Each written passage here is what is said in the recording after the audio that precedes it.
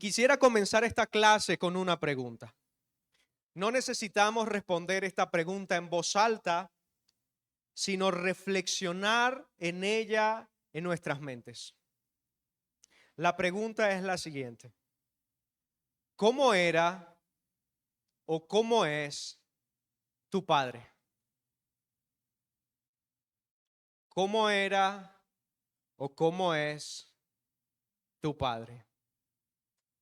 Y con esta pregunta, hermanos, no me refiero a que si tu padre proveía económicamente cada quincena o si estaba en casa todos los fines de semana.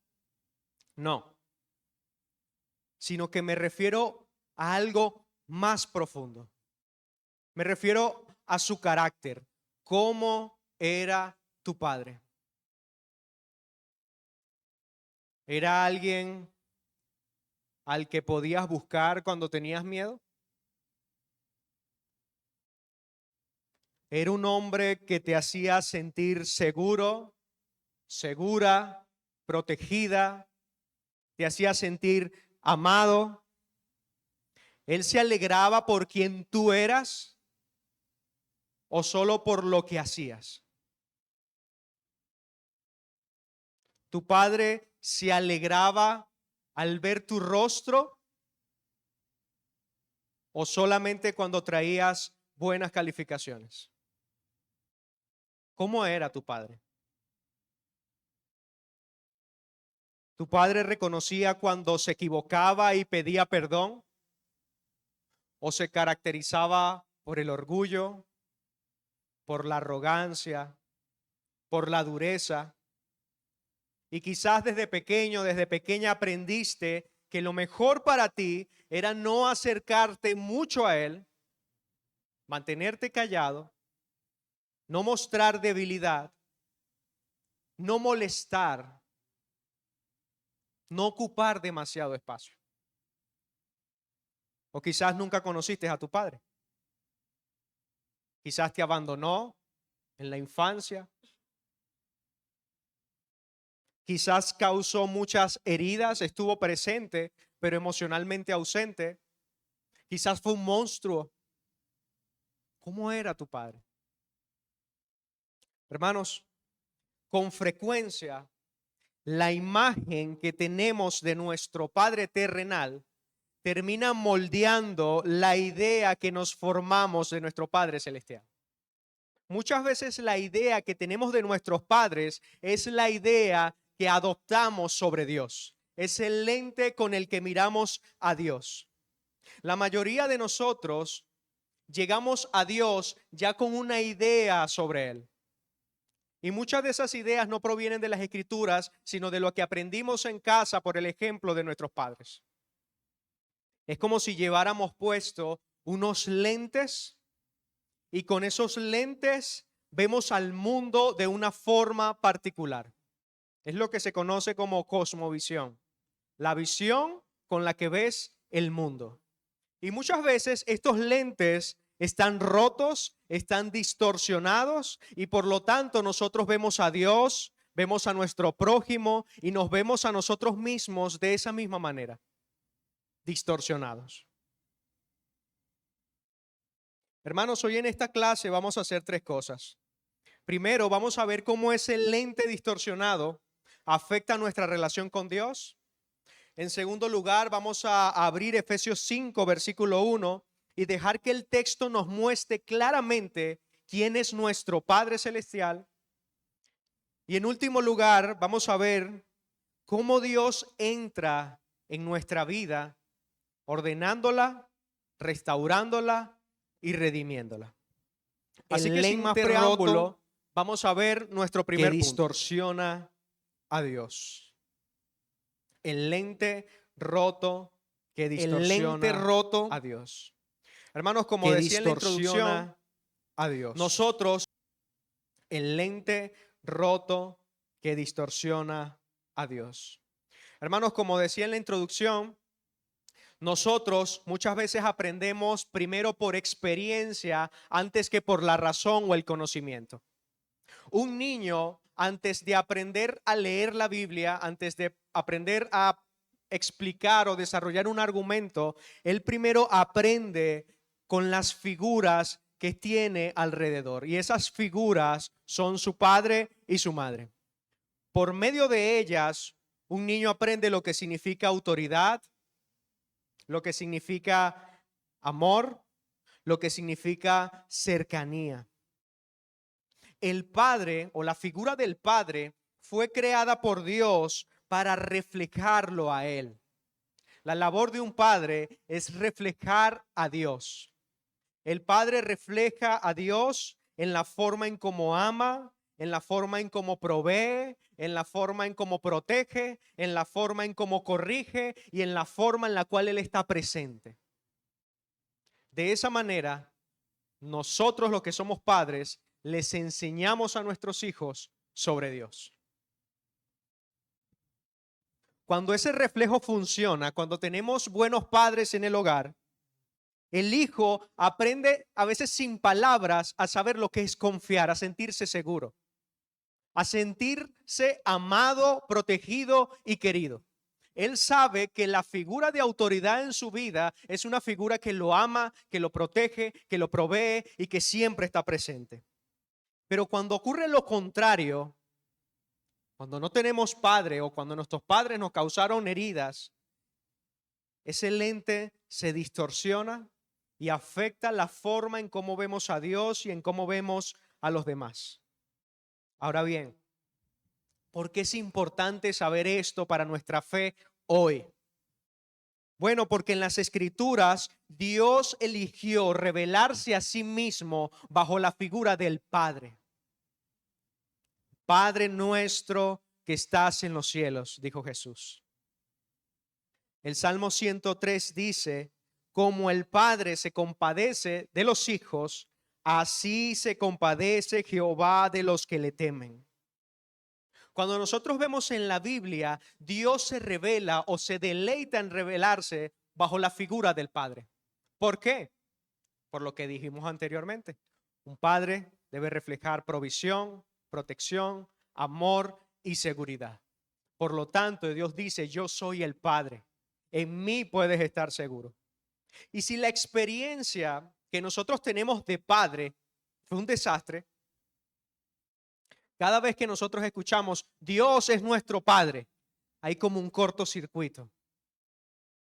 Dios es nuestro Padre, pero para mí Padre es sinónimo de abandono, de soledad, de dolor, de tiranía, de menosprecio.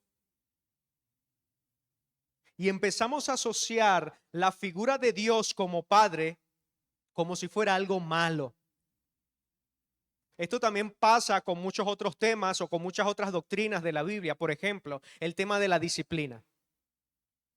La Biblia nos manda a disciplinar a nuestros hijos. La Biblia nos dice que Dios disciplina a sus hijos y castiga a todo aquel que ama.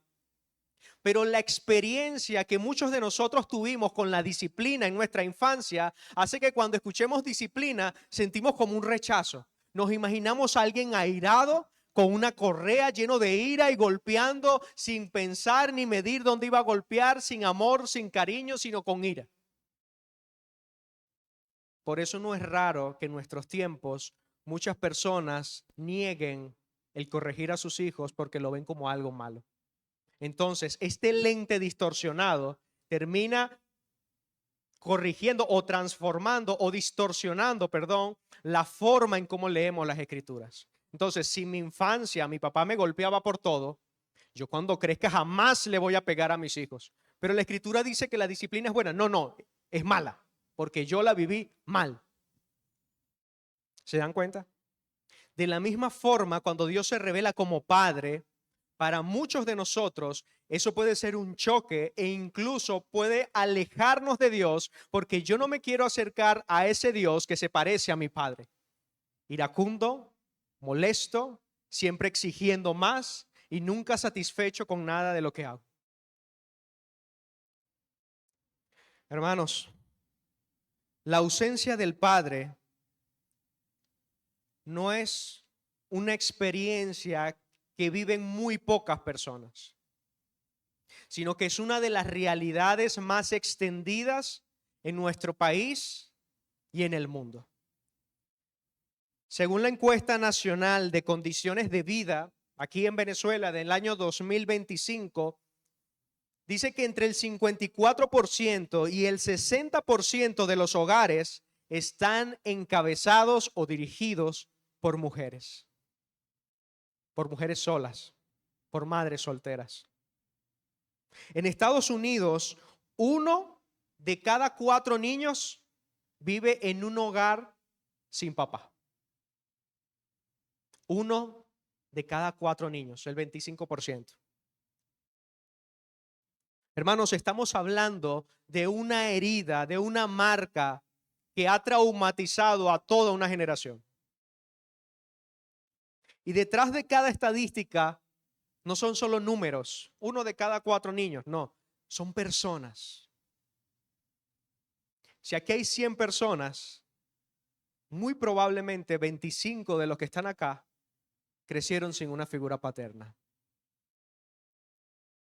Ya sea porque el padre los abandonó, el padre no estuvo presente, o estuvo solo físicamente para aportar dinero, pero no hubo relación.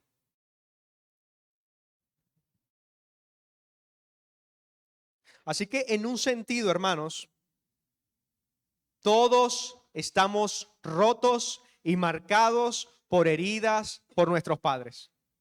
Y así sea que no nos abandonó, sino que tuvimos un padre presente, nuestros padres eran humanos. Por lo tanto, fallaban. Quizás nuestros padres no nos prestaban mucha atención cuando estábamos pequeños, siempre estaban ocupados. Quizás nunca nos expresaron afecto, nunca nos dijeron un te amo, hijo. O estoy orgullosa de ti, hija. Quizás lo sentían, pero nunca lo expresaron. Y no estamos aquí para juzgar a nuestros padres. La mayoría, no todos, pero la mayoría hizo lo mejor que pudo con el conocimiento que tenía. Hermanos, pero lo que quiero decir o a donde quiero llevar es que todas esas heridas que nosotros hemos experimentado al final del día se convierten en patrones en nuestra vida. No es simplemente una herida, una experiencia que yo viví en la infancia, sino que si no se trata, si no se reconoce, puede caracterizar o definir el patrón de mi vida, la forma en cómo yo vivo y en cómo yo me relaciono. Las heridas, hermanos, que han traído nuestros padres pueden afectar nuestros pensamientos, nuestras emociones y nuestros deseos. Cuando estas heridas afectan nuestros pensamientos, muchas veces se muestran de diversas formas. Una de ellas es una voz que constantemente te dice, no soy suficiente. Si mi padre me abandonó, si mi padre no me quiso, ¿quién me va a querer en el mundo? Afectan también nuestras emociones, con ese vacío que ningún logro llena, con esa sensación de inseguridad, de sentirte desprotegido o desprotegida, o incluso en los deseos, termina distorsionándolos y desordenándolos, y entonces estamos detrás de las personas buscando en ellos nuestro Padre. Permítanme señalar algunos patrones específicos en cómo la ausencia paterna distorsionó la vida de una persona. Uno de esos patrones es el patrón de necesito hacer algo, necesito siempre hacer más, nunca es suficiente. Hay personas, hermanos, que no pueden descansar en la fe, no pueden descansar en su trabajo y no pueden descansar en sus casas. Nunca están quietos. Siempre necesitan hacer algo más, orar más, ayunar más, leer más la Biblia, suscribirme a más canales de YouTube, seguir a más personas, escuchar más podcasts, evangelizar más en la calle, hacer más compartir, hacer más fiestas. Necesito hacer algo más. Y no porque ese algo más fluya del amor, de la gratitud y de la generosidad, sino porque dentro de esa persona Hay una convicción que le dice, si yo dejo de hacer cosas, Dios va a estar decepcionado de mí. Wow, hoy no hice el devocional. Dios debe estar desde el cielo mirándome con una cara de decepción y ya me abandonó de su presencia. Es más, yo creo que ya no soy cristiano. Yo necesito demostrarle a los demás mi valor, tengo que hacer algo, porque como mi padre siempre me exigía más, como mi padre nunca estaba satisfecho con lo que yo hacía, yo crecí inseguro, crecí insegura y por lo tanto siempre tengo que demostrar mi valor o mi seguridad delante de los demás haciendo algo. ¿Para qué? Para que la gente me aprecie. Qué bueno, hermana, que tú siempre me llamas por teléfono y estás pendiente de mí. Qué bueno, hermana, que tú siempre nos estás visitando. Y esa hermana empieza a adquirir o a desarrollar su identidad, no por lo que Cristo y Dios dice que es, sino por lo que ella hace. Por eso todo elogio la lleva hasta lo alto y toda crítica la destruye. Está también el patrón del bloqueo emocional. ¿Qué quiere decir con esto? Hermanos, hay personas que conocen muy bien la doctrina del amor de Dios. Saben que Dios nos ama, que Dios envió a Jesús a morir por nosotros por amor, pero en su relación con Dios no son vulnerables.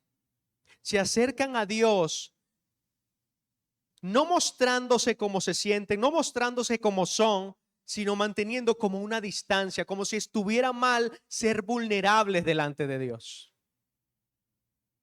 Se acercan a Dios orando y diciendo, Señor grande y poderoso, y oran de una manera formal, pero decirle, Señor, estoy cansada, no aguanto más. Señor, tengo dudas. Señor, ¿sabes qué? No quiero ir a la iglesia. No, ¿cómo tú vas a decir eso? Tú no puedes mostrarte así delante de Dios. Hermanos, muchas veces las personas que son así es porque vienen de hogares donde hubo traición, donde el padre los abandonó y por lo tanto esa persona aprendió a decir, no puedo entregarme completamente a los demás, no puedo entregarme completamente a Dios porque si lo hago voy a salir lastimado, voy a salir lastimada. Está también el patrón del miedo constante al juicio, lo que decíamos a un inicio. Personas que viven en una tensión permanente en su relación con Dios. Cada error que cometan, Dios los desechó. Cada pecado que cometen, ya me aparté de la fe. La gracia la conocen en teoría, pero no la viven en la práctica, porque en la práctica siempre están esperando o pensando que Dios está esperando que mi hermano Ciso se equivoque para lanzarle al rayo. Tenemos una idea como que Dios está esperando que fallemos en algo ya para castigarnos por lo que merecemos. En consejería, muchas veces vemos personas así. Personas que sienten que Dios los ha abandonado, que Dios los ha dejado, que no pueden mostrarse vulnerables delante de Él, porque lo que viene es juicio y castigo sin misericordia. Y muchas veces es porque vienen de hogar donde no había amor, donde el padre no expresaba afecto, sino que el padre siempre estaba decepcionado, siempre estaba molesto, siempre era volátil, de repente estaba bien, en un instante ya te estaba pegando. Entonces las personas crecen con un sentido de alerta, como que si siempre tienen que estar pendientes porque Dios es un Dios volátil. Un Dios que hoy está conmigo bien, pero mañana me está castigando y me está mandando al infierno. Y entonces, vez tras vez, cada uno de nosotros podemos tener patrones de nuestra vida que nos impiden acercarnos a Dios de una manera natural, de una manera fluida. Escuché una vez un hermano que decía que a él le daba rabia o le molestaba siempre tener que acercarse a Dios para pedirle perdón por sus pecados. Él decía, me molesta que todo el tiempo que tengo que venir delante de Dios siempre soy yo. Dios, perdóname por este pecado. Dios, perdóname porque fallé. Perdóname porque no crecí. Esta persona creció en un hogar donde pedir ayuda era mal visto. Donde decirle, papá, necesito esto, estaba mal visto. Tú tienes que resolver solo. Y entonces esta persona empezó a ver a Dios como alguien a quien yo me acerco como igual, no como dependiente. Porque la realidad, hermano, es que siempre dependemos de Dios. Precisamente, si pecamos, necesitamos venir delante de Él a pedirle perdón. Nunca de este lado de la gloria nos vamos a acercar a Él como igual, como si no tuviéramos o no necesitáramos de Él. Entonces, hermanos, en este primer punto, lo que quiero enfatizar es que cada uno de nosotros tenemos heridas y esas heridas se convierten en patrones. Y si esas heridas no se atienden, tarde o temprano no solamente nos afectarán a nuestra vida, sino que las repetiremos y haremos lo mismo con nuestros hijos. Hay una imagen muy famosa, la han subido en internet, que sale un padre diciéndole a un hijo, eres un tonto. Y luego aparece la misma imagen 20 años después, este muchacho creció y ahora le dice a su hijo, eres un tonto. Y luego este niño está jugando con sus juguetes y dice, eres un tonto. Lo que los padres nos dijeron, si no tratamos con esa herida, tarde o temprano la vamos a replicar sobre nuestros hijos y vamos a seguir esparciendo y haciendo daño. Pero es importante que entendamos que aunque estamos heridos, muchos venimos de heridas paternas, hay dos peligros que podemos hacer con esas heridas. La primera es negarla, negar el daño que recibimos. Son esas personas que dicen, sí, mi papá me abandonó, pero a mí no me afecta. Me da igual, no me importa, no me duele. Yo puedo vivir así, tranquilo, no tengo ningún trauma ni nada raro. Ese es el primer error. El segundo error es absolutizar la herida, declararla como algo absoluto. Ahora todo el fracaso de mi vida es por culpa de mis padres. Por culpa de mi papá yo soy así. Cada decisión mala que yo tome en mi vida es por culpa de mi papá. Y culpa de mi papá. Y hacemos esa herida como la marca o la identidad de nuestras vidas. Y ninguno de esos dos extremos es lo que enseña la palabra de Dios. La palabra de Dios nos dice en Ezequiel que el alma que pecare morirá y que el hijo no llevará el pecado del padre, ni el padre llevará el pecado del hijo. ¿Qué significa esto? Que por un lado Dios conoce nuestro dolor. Dios no niega que estamos heridos, pero por otro lado nos dice que cada persona es responsable de lo que hace con su vida delante de Dios. Las heridas que nos hicieron no fue nuestra culpa. El abandono, el maltrato, el descuido de nuestros padres fueron pecados y ellos rendirán cuentas a Dios. Pero lo que hacemos con nuestra herida, eso sí es nuestra responsabilidad. El hecho de que estemos heridos no significa que debamos vivir con amargura, que tengamos que herir a otros, que no debamos permanecer en ese dolor. El primer paso es reconocer que estamos rotos, hermanos. Debemos reconocer las heridas que tenemos. Y con esto en mente, vamos a ver nuestro segundo punto.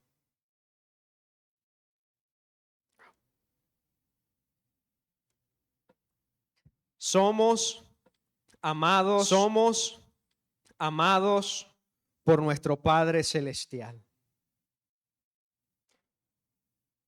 Ya después de lo que vimos, muchos venimos con heridas causadas por nuestros padres. Leamos Efesios capítulo 5, versículo 1, el texto que leímos al inicio.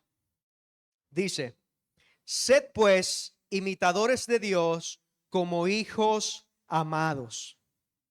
Sed pues imitadores de Dios como hijos amados.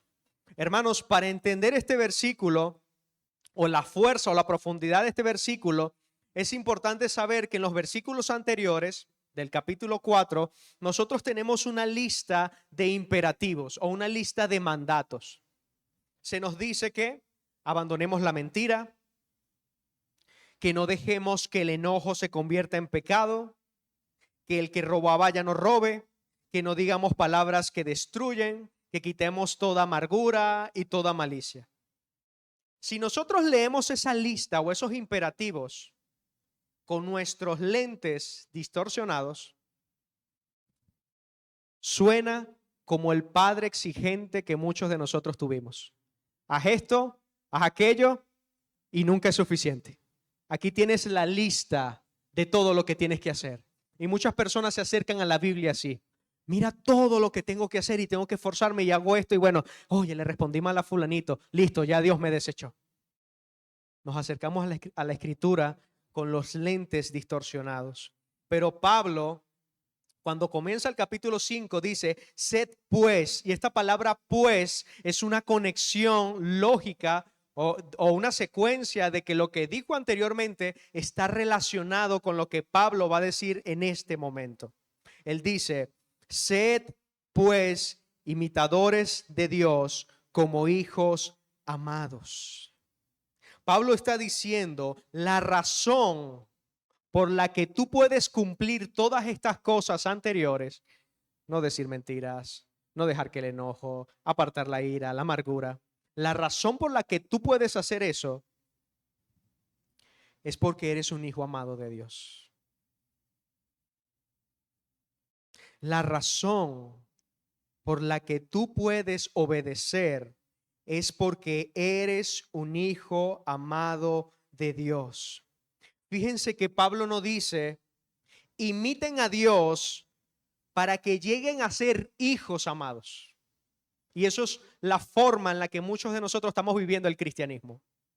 Yo me abstengo de pecar, yo leo la Biblia, yo hago esto, yo voy a la iglesia, yo ofrendo, yo honro a mis pastores, honro a mis hermanos. ¿Para qué? Para que Dios me ame. Y Pablo no está diciendo eso. Pablo está diciendo, tú puedes hacer todas estas cosas, es porque ya tú eres amado por Dios. Tú eres un hijo, tú eres una hija amada por Dios. Y esto debe cambiar la forma en cómo estamos viviendo. Nosotros no nos acercamos a las Escrituras diciendo, me voy a portar bien y Dios me aceptará. No, Dios me ha aceptado y por eso puedo portarme bien. Y no solo eso, hermanos, sino que la frase hijos amados es una frase o dos palabras en griego, penna agapeta. Y cuando entendemos lo que significan esas palabras, trae más descanso a nuestras vidas. La palabra tenna, que es donde dice hijos, no es simplemente una descripción de parentesco. Ser hijo de alguien significaba ser heredero o estar bajo el cuidado de alguien. El hecho de que Pablo nos diga, ustedes son hijos, significa que Dios los está cuidando a ustedes. Y muchas veces nosotros no vemos hijos así, sino es algo que yo hice. No, hijos de Dios significa que son aquellos a quienes Dios cuida, a quienes Dios le da su herencia. Y la palabra agapetos, que significa amados, viene de la palabra ágape, que es la forma de amor más pura, más incondicional y más desinteresada. Lo que Pablo está diciendo acá es que tú y yo somos hijos amados por Dios, pero ese amor que tenemos de parte de Dios no es algo que nosotros nos ganamos y no es algo que nosotros vamos a perder, sino que es algo incondicional de parte de Dios. Él quiso amarte así. Él quiere amarte así. No como muchos de nuestros padres que decían amarnos y nos abandonaron, o que no se alegraban cuando no rendíamos como debíamos. No. Delante de Dios somos amados incondicionalmente. Dios no espera nada de nosotros para amarnos. Él nos ama Por eso el apóstol Juan puede decir, mira cuál amor nos ha dado el Padre para que seamos llamados hijos de Dios. Mira, contempla, reflexiona el amor que Dios te tiene, que no tienes que hacer absolutamente nada para ganarlo y no tienes que hacer absolutamente nada para perderlo. Tú eres amado por Él, tú estás bajo su cuidado y eso es lo que significa ser un padre, alguien que ama incondicionalmente a su hijo. Hermanos, el Dios que nosotros vemos en Efesios 5 no es el Dios que muchos de nosotros construimos de acuerdo a nuestras heridas. No es el Dios juez que está esperando que nos equivoquemos. No es el Dios distante que hay que hacer algo para poder acercarnos a Él. Y no es el Dios volátil cuyo humor sube y baja, sino es el Dios que nos ama incondicionalmente. Amén. Hermanos, ya hemos visto la forma en cómo las heridas que han causado a nuestros padres afectan nuestra vida, trayendo patrones pecaminosos y distorsionados y afectando la forma en cómo vemos a Dios y a los demás. Ya vimos quién realmente es Dios para nosotros y cómo Él nos ama incondicionalmente. Y ahora, en último lugar, vamos a ver nuestro tercer punto.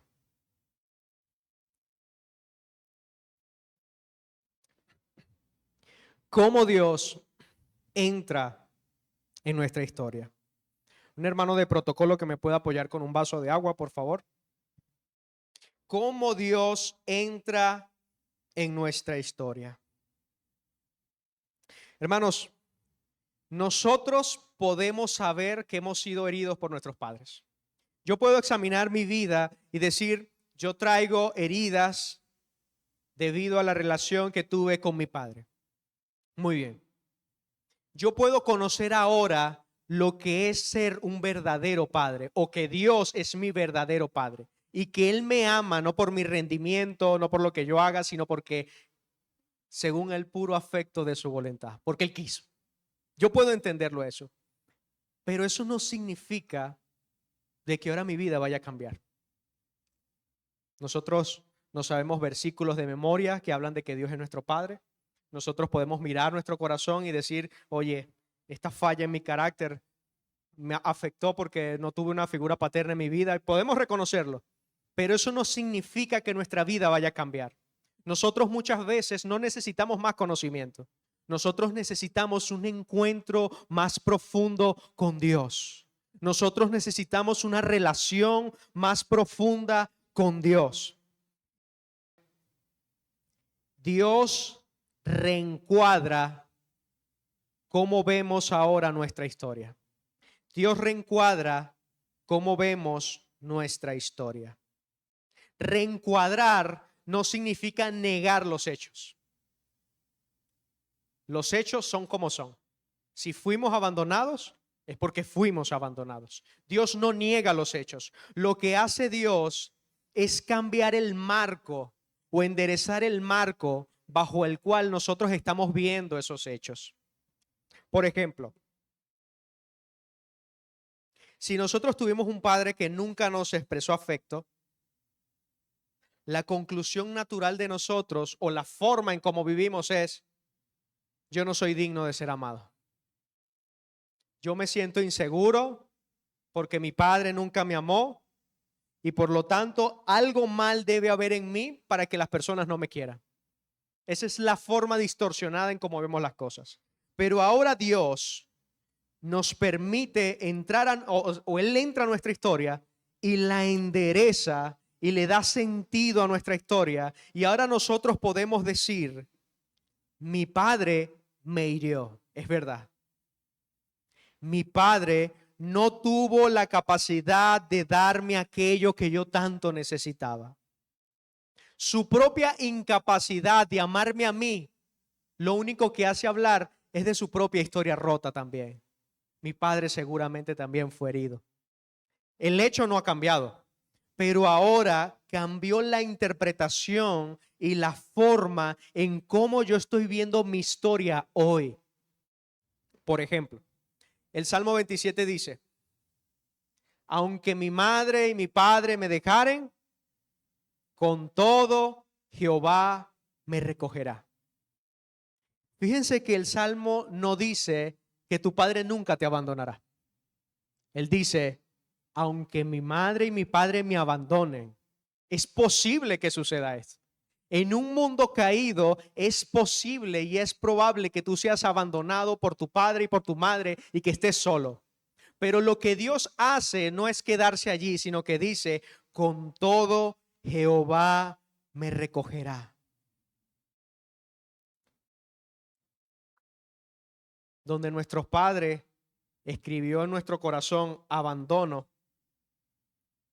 Dios dice: yo soy tu padre, yo sí no me voy. Donde en la historia con nuestro padre nos llenó de heridas, de soledad, de llanto, de dolor, Dios dice: yo te amo, yo estoy contigo, nunca te dejaré, nunca te desampararé. Mi amor ha sido derramado sobre ti, tú eres precioso para mí. Sofonías 3:17 dice que Él se regocija, Él canta de amor al pensar en ti. Imagínate cuán dañado estamos que nos cuesta creer eso. ¿Te imaginas a Jesús emocionado, cantando al pensar en ti? Pero hermanos, esa es la realidad. Entonces, lo que Dios hace cuando entra en nuestra vida, Él reencuadra nuestra historia y nos muestra que Él está presente en medio de ella. Por eso el Salmo 68 dice que Dios es el padre de los huérfanos y el defensor de las viudas. Él no niega el dolor, Él no niega que haya huérfanos, Él no niega que haya viudas. Él se muestra como el padre de aquellos que han sido heridos. Por lo tanto, si tú has sido herido, si tú has sido herida, déjame decirte que tenemos un padre que es padre de aquellos que han sido abandonados y heridos. Amén. Hermanos, pero Dios no solamente reencuadra nuestra historia, sino que también, en segundo lugar, Dios restaura nuestras almas. El Salmo 23, todos nos lo sabemos de memoria. Hay un versículo que dice: Él confortará mi alma. Y a veces nosotros pasamos por alto ese versículo, lo leemos rápido, pero otra traducción, esa palabra confortará significa restaurará.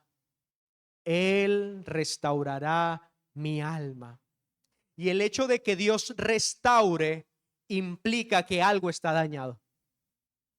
Si Dios va a restaurar, es porque aquello que va a restaurar está dañado, no está en su forma, no está en condiciones. Entonces, cuando el salmista dice en el Salmo 23, Él restaurará mi alma, significa que Dios viene a todos aquellos que han sido heridos, que están rotos, que están dañados, y Él viene a ellos con la intención de restaurarlos, de embellecerlos. Por eso el salmista dice: el Señor es mi pastor, nada me faltará. Y no es simplemente provisión material, es nada de lo que es una declaración de suficiencia en el Señor. Dios es suficiente para saciar cualquier necesidad física, emocional, espiritual o mental en mi vida. Donde yo he sido dañado, donde yo he sido herido, Dios me restaura, Dios me cura. El salmista dice: en lugares de delicados pastos me hará descansar. Y esta palabra significa reposar seguro. Cuando yo tengo miedo, cuando yo tengo ansiedad, cuando yo me siento inseguro, cuando yo no me siento amado, Él me da descanso, me da tranquilidad y me da seguridad. Aunque ande en valle de sombra de muerte, nuevamente no está negando el dolor, va a haber valles de sombra de muerte. Pero a diferencia de nuestros padres físicos, dice que Él no nos abandonará, sino que no temeré mal alguno, porque tú estarás conmigo. Hermanos, cuando nosotros vamos a acostarnos a dormir en la casa, Amy, a veces en la madrugada le dan ganas de tomar agua, le da sed. Y hay una distancia no tan larga de su cuarto a donde tomamos agua, y ella, como todo niño, le da miedo. Le da miedo la oscuridad, le da miedo ir sola. Y muchas veces me despierta y me dice: papá, acompáñame a buscar agua. Y a veces yo la acompaño a buscar agua y no prendo las luces. Y ella va conmigo confiada. Y ella dice: wow, papá, ¿cómo haces eso? Las luces están apagadas y no tengo miedo. Y yo, cuando la miro, pienso en Dios y digo: así es Dios para mí.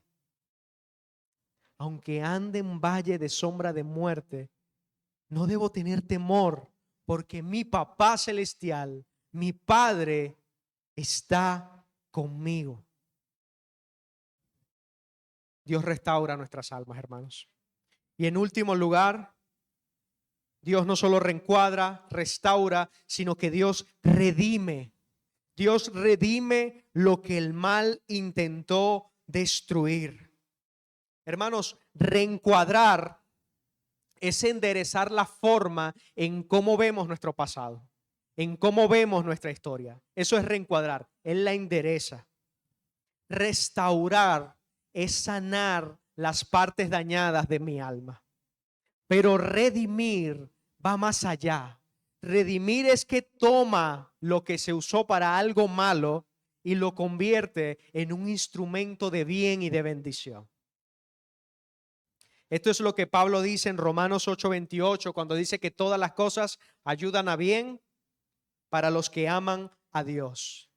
Y lo que este pasaje no está diciendo es que todas las cosas son buenas.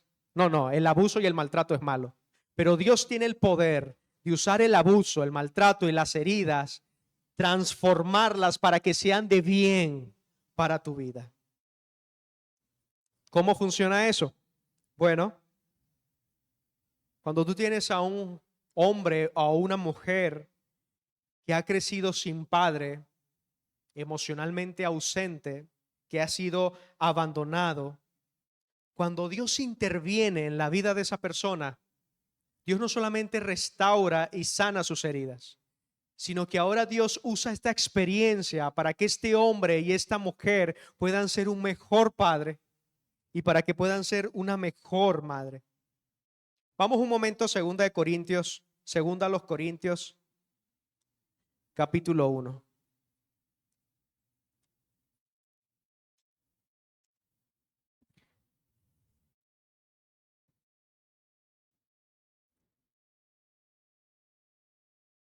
Vamos a leer desde el verso 3.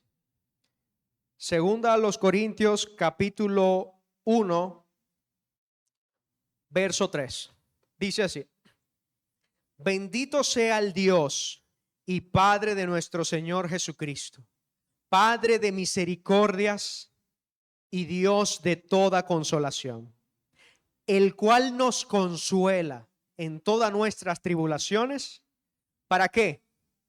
Para que podamos también nosotros consolar a los que están en cualquier tribulación, por medio de la consolación con que nosotros somos consolados por Dios.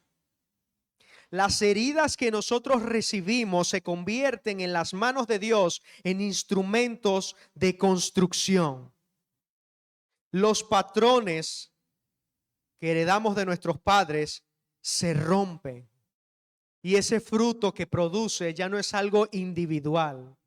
Alguien pudo haber sido abandonado por su padre, pero hoy se da cuenta y reconoce que ha sido amado por Dios y por lo tanto él puede también amar a sus propios hijos. Puede consolar a aquellos que han sido abandonados por sus padres. Tiene una sensibilidad y una sutileza para entender el dolor del otro porque él también lo ha experimentado. Y por lo tanto sabe ofrecer el remedio eficaz porque es el mismo remedio que Dios le ha ofrecido a él. Hermanos míos,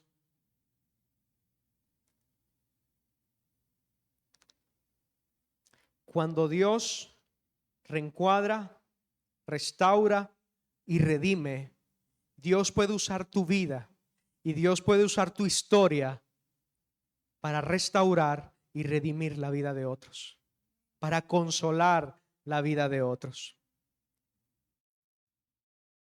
Yo cuando estaba pequeño, o tenía 8 años, mi mamá y mi papá se separaron. Dios sabe la herida profunda que eso causó en mí.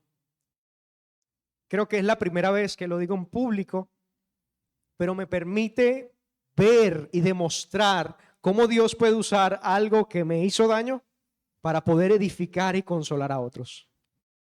Mi padre me abandonó, no estuvo pendiente de mí. Crecí aprendiendo a hacer las cosas solo. Eso afectó mi carácter, mis pensamientos y mis actitudes. A mi papá no le agradaba todo lo que yo hacía. Todo lo que yo hacía nunca era suficiente. Siempre podía hacerlo mejor. Y eso afectó mi relación con Dios, porque yo creía que Dios nunca se iba a agradar de Daniel Escalante, porque siempre tenía que hacer algo más. No es suficiente. Debes crecer más, debes madurar más, debes mortificar más tus pecados, debes aprender más. Como no tuve una figura paterna y mi mamá no me podía tener, estuve en muchos lugares con muchas personas y tuve que aprender a hacer las cosas solo. No molestar a nadie, no depender de nadie, no darle explicaciones a nadie. Y eso me afectó en mi crianza y aún en mi caminar en la fe, porque no me gusta depender de los demás. Me molestaba también tener que depender de Dios. Me molestaba mostrarme vulnerable, mostrar mis necesidades, porque yo sentía y yo pensaba que yo cargaba a los demás, que yo fastidiaba a Dios. Dios, otra vez yo. Mi papá no estuvo presente y por lo tanto eso afectó la forma en cómo yo veía a Dios. Siempre pensé que en cualquier momento Dios se iba a molestar de mí y se iba a ir. Por eso cuando Dios vino a mi vida, la doctrina que hizo un antes y un después que me sacudió fue la doctrina de la elección. La elección incondicional. Un Dios que me elige, que me ama y que promete nunca abandonarme. Mi papá, recuerdo una sola vez que me dijo que me amaba, que me quería. Y eso me llevó a dudar también del amor de Dios, del amor de los demás, del amor de mi esposa. Yo tenía que ganarme su amor. Yo tenía que hacer algo para que me amaran. Pero Dios entró en mi historia, entró en mi vida y reencuadró la forma en cómo la veo. Sí, me duele que mi papá me haya abandonado. Es una herida es una cicatriz que todavía está sensible. Pero también Dios usó eso para mostrarme que nadie en el mundo puede satisfacer mi alma, puede saciarme tanto como Él lo hace. Él se reveló a mí como mi papá, como mi amigo. Mi papá decía, los hombres no lloren. Con Dios puedo venir y llorar. Puedo ser vulnerable. Puedo mostrarme débil. No necesito impresionarlo. Él sabe cómo soy y aún así envió a Jesús a morir por mí. Pero Dios también restaura mi alma. Dios me enseña que Él siempre ha estado conmigo, que Él nunca me ha desamparado. Biológicamente yo no tengo familia acá en Caracas. Siempre lo he dicho, mi familia es la iglesia, mi esposa. Dios me dio una nueva familia. Dios redime mi historia. Dios me mostró a través de la Escritura lo que es un verdadero padre, y eso me motiva y me alienta a ser un buen padre con mis hijos. No me gusta que mis hijos estén solos. No los quiero abandonar. Quiero que siempre estén conmigo. Quiero escucharlos. Quiero comprenderlos. Quiero amarlos. Pero no solo eso, sino que Dios redime mi historia y me permitió acercarme a mi papá. Y ya no lo veo con ira, ya no lo veo con juicio, lo veo con compasión. Y me pongo a pensar y decía, ¿cuánto este hombre estará roto? ¿Cuánto él habrá sufrido tanto, igual que yo? Y me gusta una palabra que decía un pastor, que decía, parafraseado, ten paciencia para odiar a tu padre. No odies a tu padre rápidamente. Ahora que tú eres padre y que por lo tanto vas a causar heridas en tus hijos. El hecho de ver de mis propias fallas como padre, Dios la usa para tener compasión y misericordia de mi papá. Y mi deseo y mi oración es que él pueda conocer de Cristo, que él pueda experimentar un padre, porque su padre murió cuando estaba pequeño. Ahí hace clic. Ah, con razón. Pero también sé que esto puede edificar y consolar la vida de muchos de ustedes que también crecieron sin un papá. Así que desde un hijo amado les dice a otros hijos amados, no teman, tienen un padre que los ama. Él ha prometido estar con ustedes hasta el fin del mundo y por lo tanto pueden imitarlo a él, pueden reflejar su gloria y pueden ser buenos padres. Amén. Hermanos, dos aplicaciones para terminar. La primera, pensar en todo esto mientras preparaba la clase y ayer, pensaba y decía, Dios mío, ayúdanos a los que somos padres. Muchas veces nosotros no estamos conscientes de la influencia tan grande, tan enorme que tenemos en la vida de nuestros hijos. Amy, Zoe y Josías van a tener una visión de Dios de acuerdo a la visión que tengan de mí. Y eso me llevó a preguntarme, decir, ¿cómo yo quiero que mis hijos vean a Dios? Por lo tanto, la primera aplicación es, padres, examinen la forma en cómo están criando a sus hijos. No solamente sean duros, sino sean tiernos y compasivos. No solamente los aplaudan cuando logren algo, estén con ellos presentes en sus fracasos. No los dejen solos. Demuestren su amor, no se cansen de decirles, hijo, te amo. Hija, estoy orgulloso de ti. Me da alegría llegar a la casa a verte. No dejemos de decirle eso a nuestros hijos. Hay un libro muy bueno que comencé a leer después cuando estaba empezando la clase, de John MacArthur, que se llama Sé el padre que tus hijos necesitan. Los que son padres acá, por favor hagan un esfuerzo y consigan ese libro. La segunda aplicación, hermanos, es que el día de mañana muchas veces esto se nos va a olvidar. Por lo tanto, es importante que recuerdes, busques la forma de recordar cómo Dios ha entrado en tu historia y la ha cambiado. Por lo tanto, ya no te identifiques como un hijo abandonado.